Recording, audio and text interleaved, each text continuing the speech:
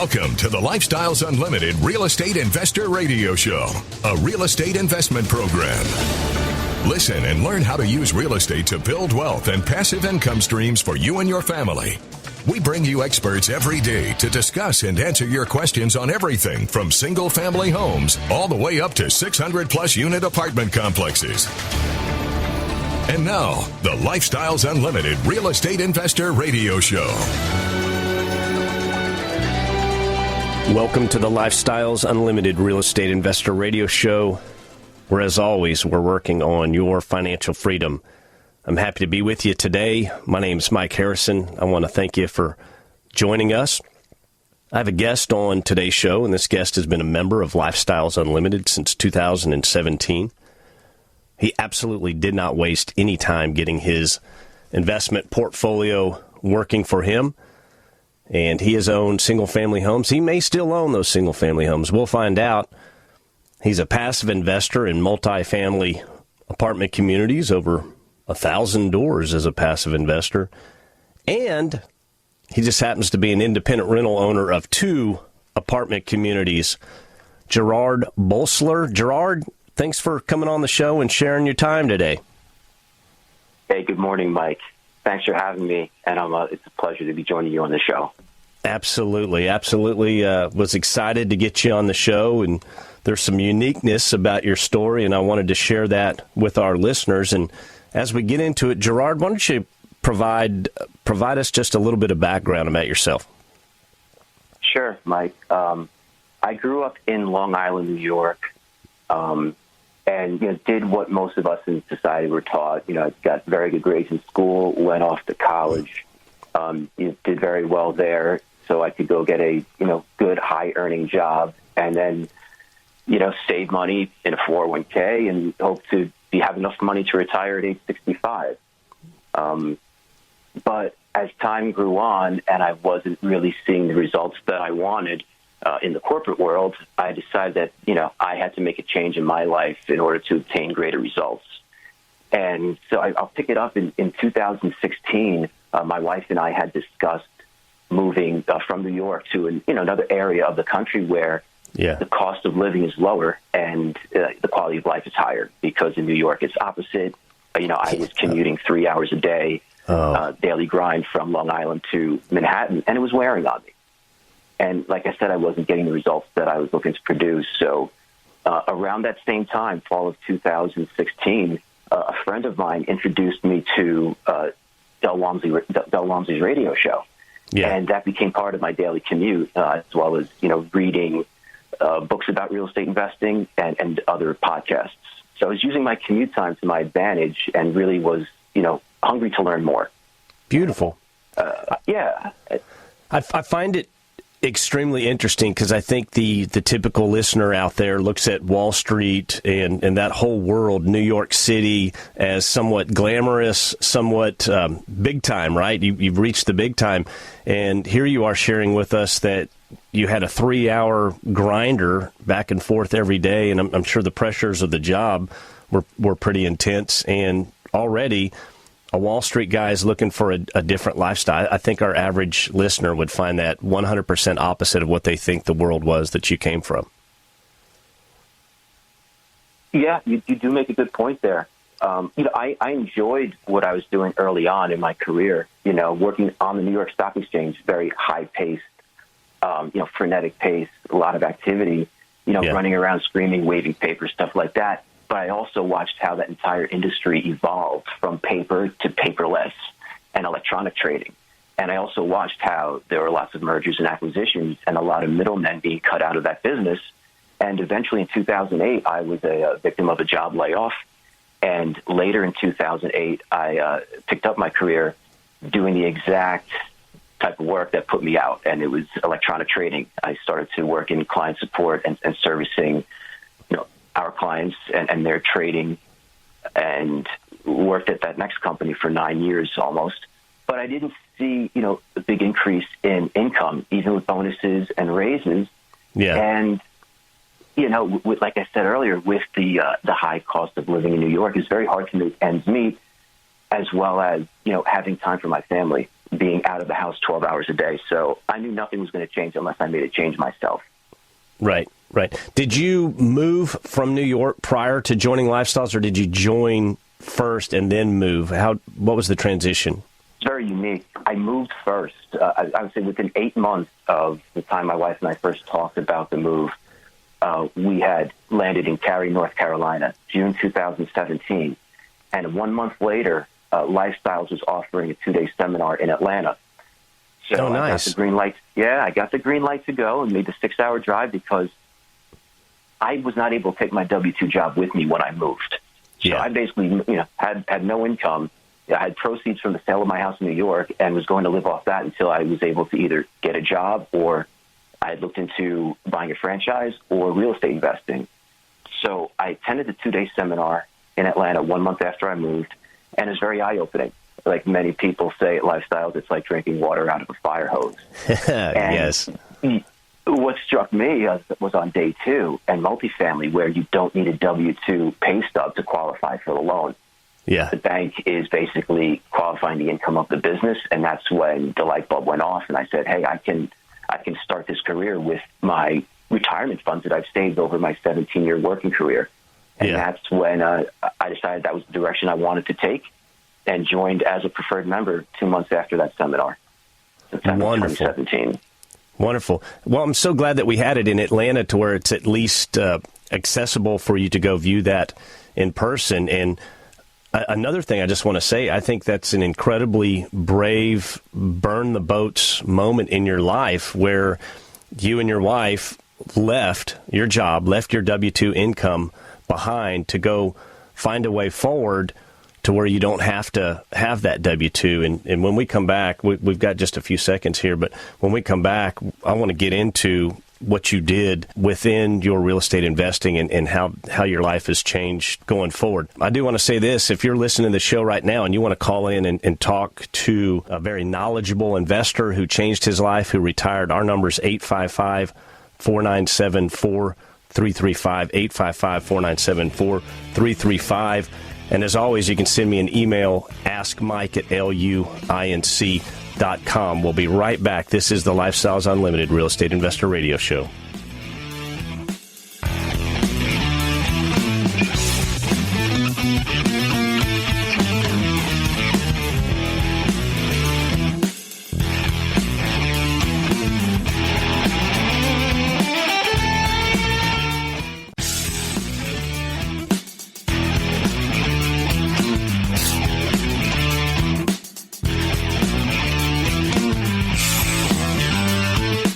We're back with the Lifestyles Unlimited Real Estate Investor Radio Show. We're here to answer your questions and help you become financially free.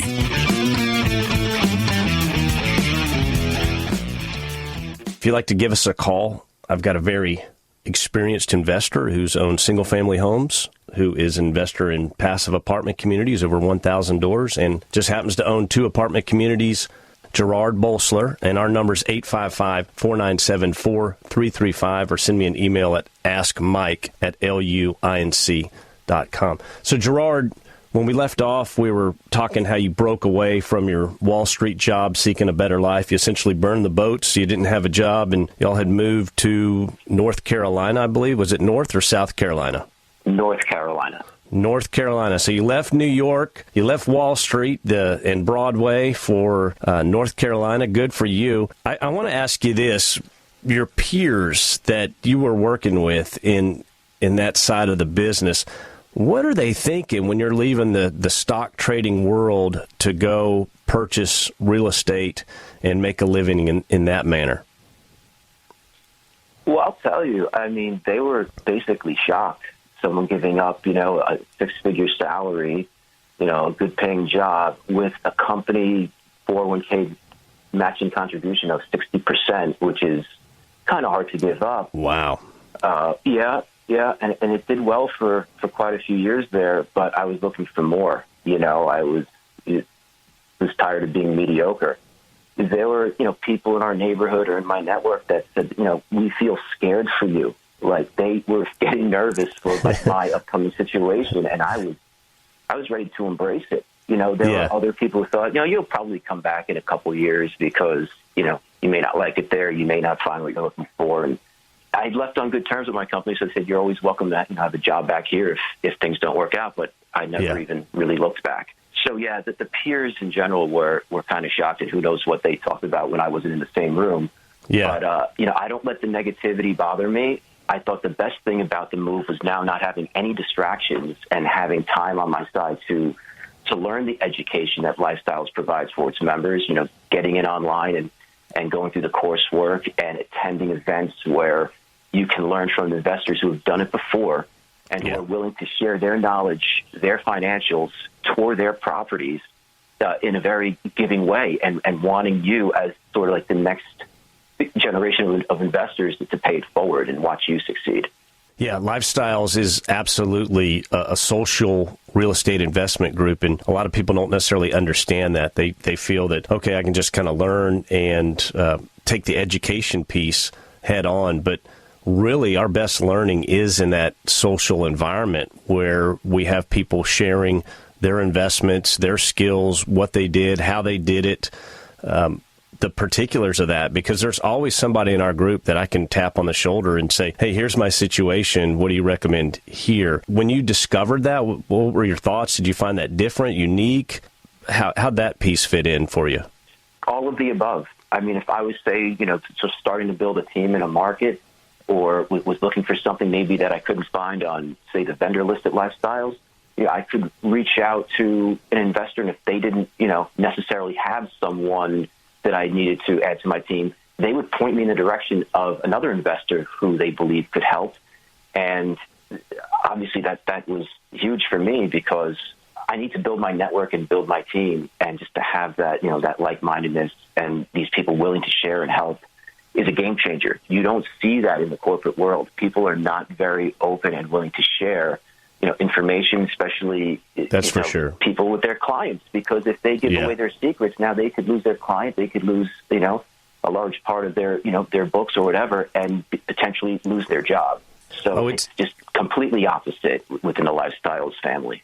No, you're exactly right. I've witnessed in the corporate world middle managers that wouldn't share with those that worked under them because they were scared that their rep underneath them would become better than they were, and then their job would be in jeopardy. So it's a vicious dog-eat-dog cycle. So you joined in 2017. I'm looking at your portfolio. By April of 2018, you had purchased 3 single-family homes. I want to ask you this. Where are those homes? Do you still own them? And what was your thought process behind starting with the houses?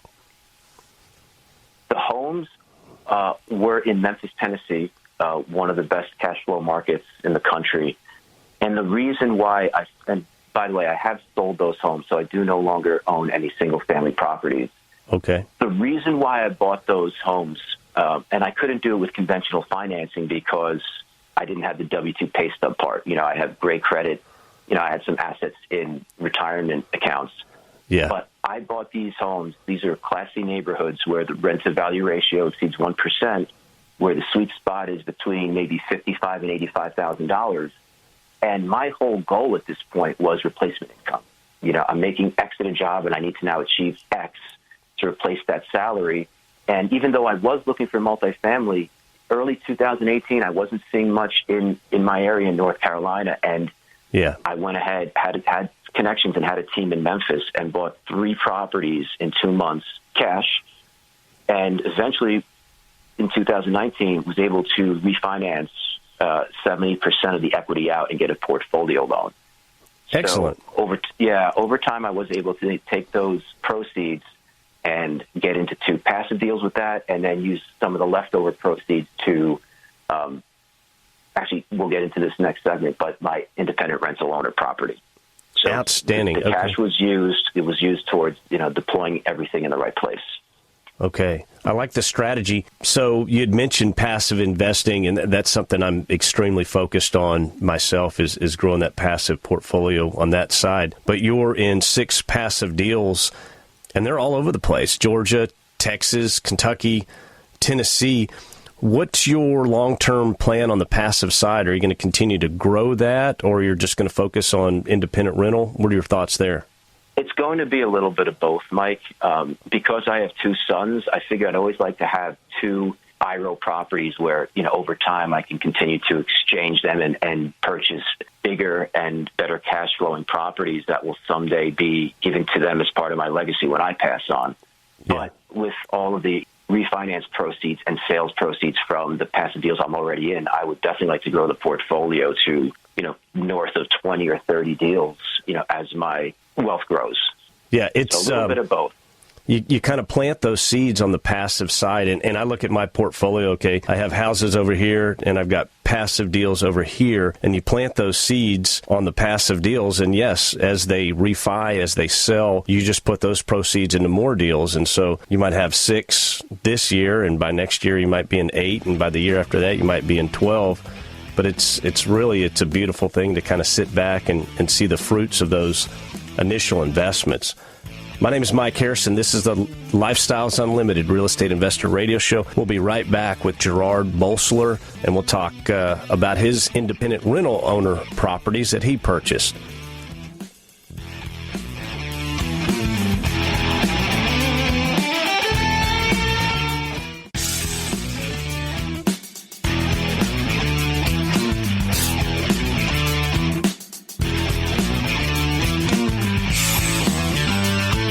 Welcome back to the Lifestyles Unlimited Real Estate Investor Radio Show. Now, let's get back to your map to financial freedom. Welcome back to the Lifestyles Unlimited Real Estate Investor Radio Show. And yes, we're always working on your financial freedom, and I have a guest on the show today that embodies financial freedom. His name's Gerard Bolsler, and I admire Gerard because he was smart enough to realize that while he worked in the financial markets in New York City, he was smart enough to realize that there was something much more important than a large W-2 paycheck, and that was his family. And he essentially, not only was he smart enough, he was then brave enough to take action and do something about it. And that's what a lot of people, they're stuck in a position and they're just looking at it through this telescope, and they're kind of, woe is me, here's my world, but they're not taking action to change it because they're kind of stuck in this conventional side that we're all taught from a very, very young age. Go to school, get good grades, get a great job, or go to college, then get a great job and feed a 401k for the rest of your life. And if you have any questions for Gerard or myself, our number is 855-497-4335. So, Gerard, let's talk about what you did. When you took action, you got your houses, you started investing in passive apartment communities, and then you really took on the grand prize. You went ahead and said, I'm going to buy an apartment community for myself as an independent rental owner. Why did you decide on owning the community yourself and not continuing as a passive or becoming a lead investor? I wanted to prove to myself that I could, buy a property and manage it and operate it successfully using my own time, money, and risk before I were to, say, become a lead investor and then be a steward of other people's money. So to do that first, to prove to myself, I thought would it opens a world of opportunity.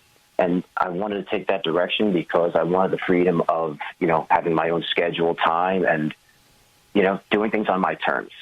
Yeah. And that was why I wanted to start off on this path. The deal that I found was a 16-unit property, garden-style, Class C apartments built in 1979. And it was fully occupied when I purchased the deal. Rents were $480 a door when the market was about $530. These are all 2-bed, 1-bath apartments. At 850 square feet or so. And I went in there right away and started rating my residents and see who was paying well and not, and who was keeping the property in good condition and who needed to go. Yeah. And 9 of the 16 leases were month to month, so I started to manage that in an appropriate way to get some rent increases and some 12-month leases in order, and started rehabbing late in 2018, and of the 16 units now, 12 have been fully renovated. Excellent. What'd you do to those units? Well, the first things that we started doing, we replaced all the windows on the property. That was the first major project. I don't think they had been replaced in the 40 years from inception. Yeah. I think the great thing about that is, residents are paying their own electric, so now having better insulation keeps their bills down. There's less noise in the apartment, so it was a big value add right off the bat, and I think the residents were very happy with that. Yeah, I'm sure vinyl window, double pane, energy efficient, that sort of thing. Absolutely. Yep. Yeah, and that's such a big change. I mean, people may be thinking, oh, it's just a window, but if you're taking out some, I don't know if it was metal or wood, some ancient window, and it's hot in the summer and cold in the winter, and you put in a vinyl window, it's a game changer. Just that little right there makes a big difference. Absolutely. So what'd you spend on the rehab on the entire property? Is that where you saw the opportunity, was to come in and lift it a little bit and make it more appealing to a resident? Yes, even though it was 100% occupied, it became a value play, and today I'm just staggered by the rents that I'm able to get at this apartment community. As of now, rents have increased 49% in 3 years.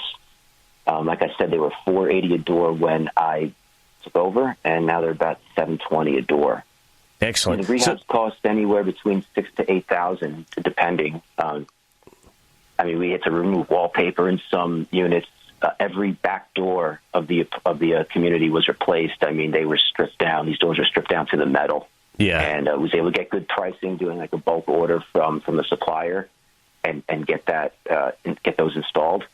The property is also master metered, and I was looking for ways to lower the water expense, and so low flow toilets were installed in every unit for water conservation and to lower those expenses, and they've gone down. My gosh, it's $300 to $400 a month. Wow. They've all been replaced. So I want to jump in just for our listener. I want people to understand is we don't just go in and raise the rents. That's not a plan. Yes. Do we want to get the rents higher? Yes. How do we justify that? Well, we take a place that's beat up and you're living in there and it's a drag, and you're making it a really nice place to live. Best product, best price. And when you do that, people will gladly pay you more. I've seen residents not leave and their rent's $200-300 higher, and they're happy to have it because it's such a nice place to live. And so that's the game plan there. I'm sorry, Gerard, I didn't mean to interrupt, but I kind of wanted to get that out there so our listeners understand exactly what the game plan is when we take on these properties. Absolutely, Mike. There was just a ton of deferred maintenance that needed to be taken care of. I wanted the property to have nice curb appeal, but also a place for residents that could call, their apartment home. I probably spent north of $150,000 to date on rehabs, but it's commanded rent increases that I never even thought was possible.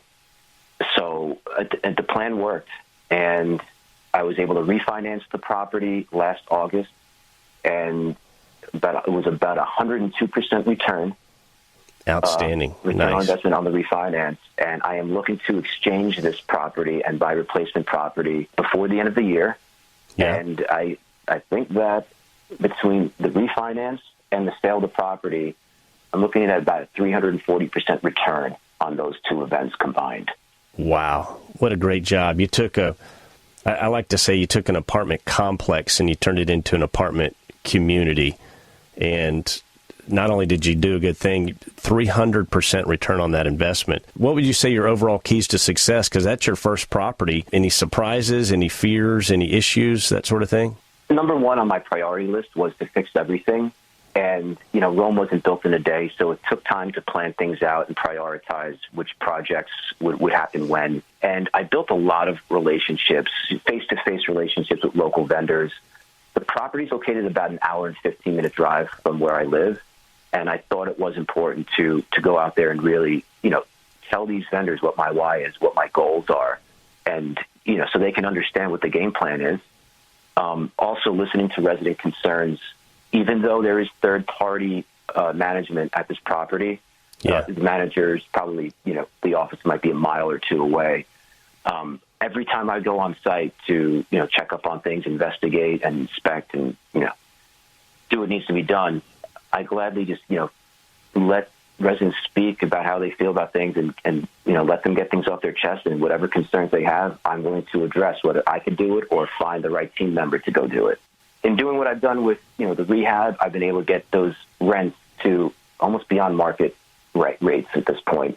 At this point, I feel like I've become the market leader because my real estate agent hasn't really been able to find comps that have really exceeded mine. So by fixing everything, it really is a domino effect of, making really a great property for residents to live in. And you hit on a lot there. It's not just the physical pieces of the property that you're fixing. You're going in and you're making sure that there's superior management. You're making sure that there's the customer, right? The resident has a voice. So you did that. And yes, that makes them feel comfortable. That makes them happy to live in this apartment community. Great job, Gerard. When we come back after a break, we'll talk about what you're doing to continue on in the future. My name is Mike Harrison, and this is the Lifestyles Unlimited Real Estate Investor Radio Show.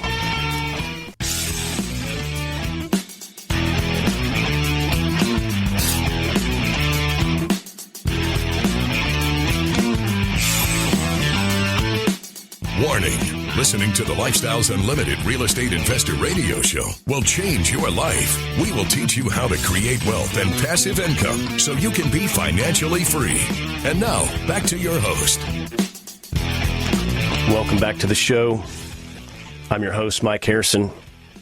I thank you for tuning in today. I have a very seasoned independent rental owner investor on the show, Gerard Bolsler, and Gerard's in North Carolina.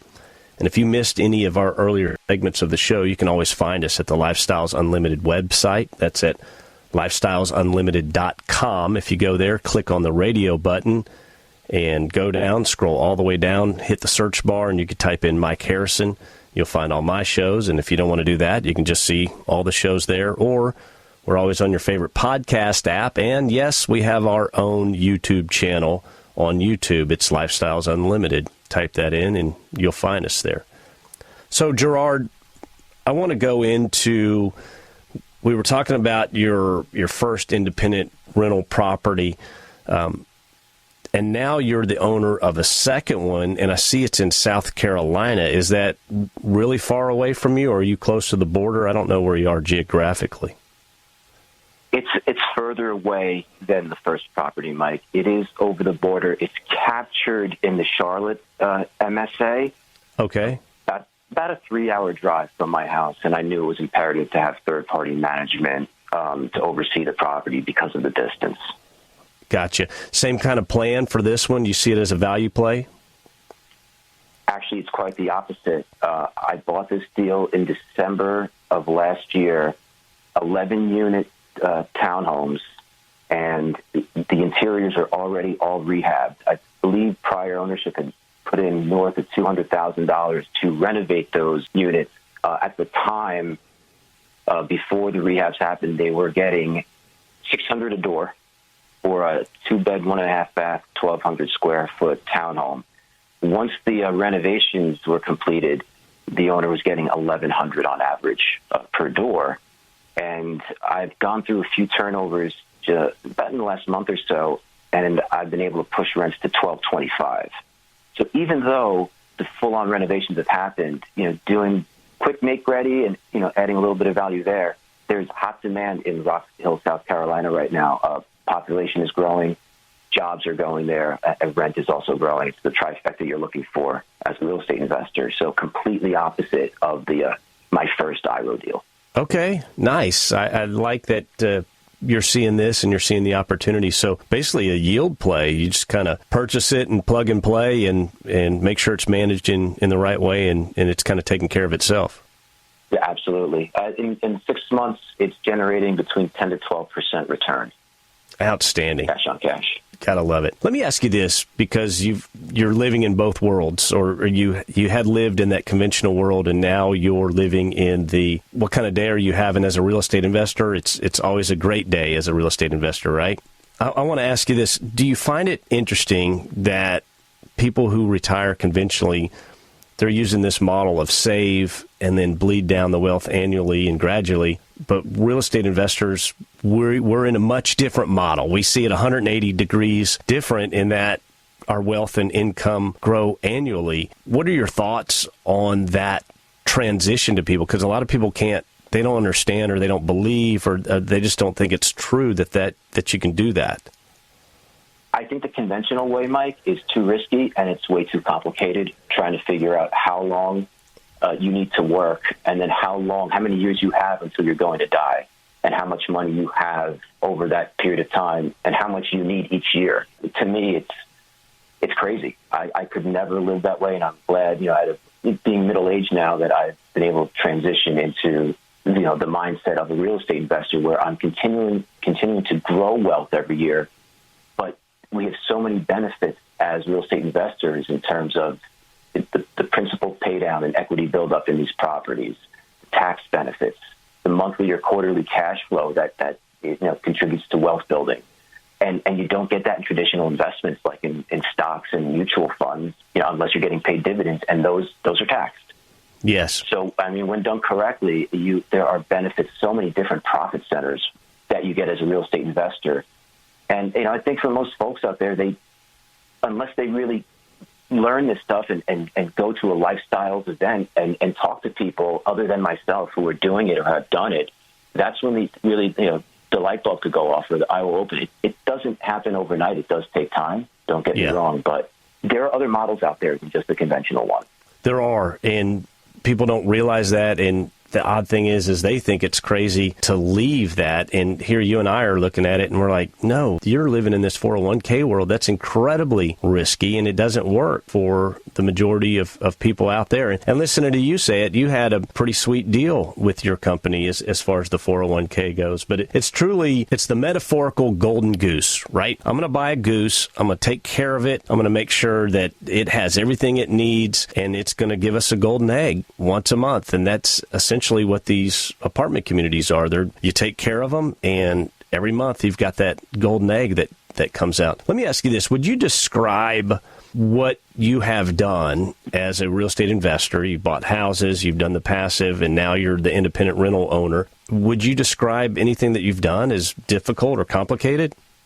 Maybe at the beginning, like at the front end of getting everything in place. And what I mean by that is, first and foremost, you need to know what your goals are. And once you know what you're looking for, like, for example, for my own situation, I needed to replace W-2 income.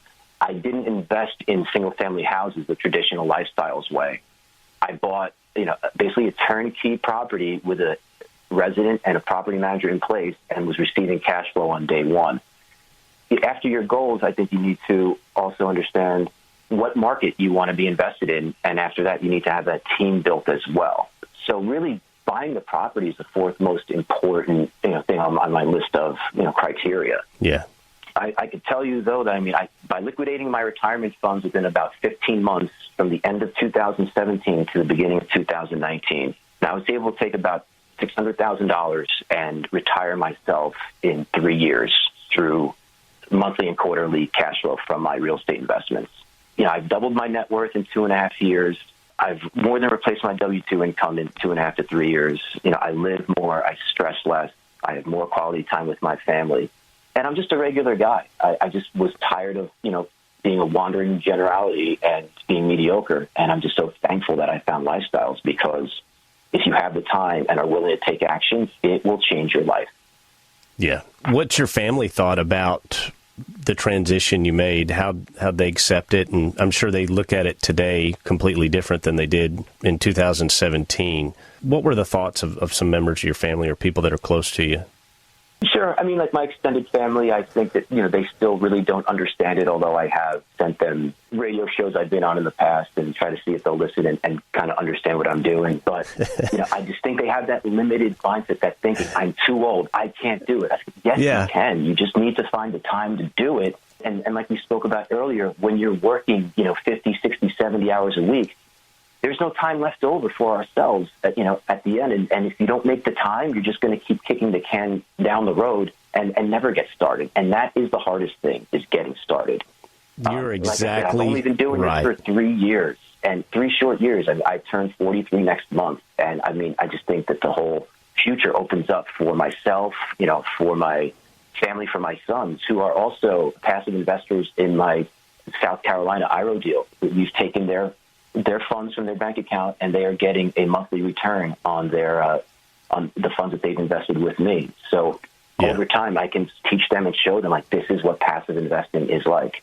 So I'm really starting to educate them at an early age. If nothing else, there's no time involved in passive investing. You join, you take the education piece online, you pass that, go to the 2-day, but then passive investing, I mean, if you talk about time, it's basically reviewing a private placement memorandum and then cutting a check, essentially, and investing in the deal. So there's no time at all. We've got a few seconds. For anyone listening right now, Gerard, that's on the fence, what would you say to them to kind of push them to get started?